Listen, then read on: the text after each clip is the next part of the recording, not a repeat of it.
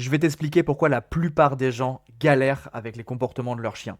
Pour ça, je vais utiliser une image que j'utilise tout le temps en séance et en bilan. Mes clients ont déjà entendu ça 10 fois. C'est l'image de la bouteille d'eau. Tu vas voir, c'est hyper simple à comprendre et très explicite. Imagine que ton chien, c'est une bouteille d'eau qui va se remplir au fur et à mesure de la journée et de la semaine. En croisant des congénères, en croisant des humains, en l'emmenant dans des environnements qui sont plus ou moins stimulants, avec du stress, de la joie, avec de la frustration, des émotions. Ok? Et il y a un moment où la bouteille, elle peut déborder.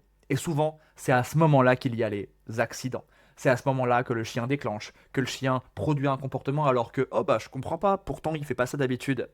Mais est-ce que vous avez pris du recul sur ce qui s'était passé avant dans sa journée? Peut-être que au moment où tu as sorti ton chien, la bouteille d'eau, elle était déjà un petit peu trop remplie et que là, ça a été la goutte qui a fait déborder la bouteille d'eau. Voilà pourquoi c'est hyper important d'expliquer les comportements canins de cette façon.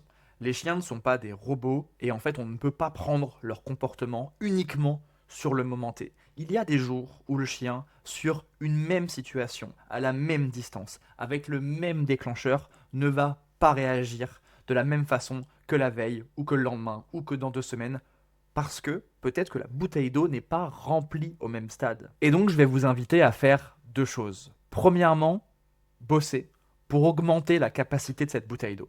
Travailler sur les émotions, sur la frustration, et jour après jour, votre chien va être capable d'accueillir de plus en plus d'eau.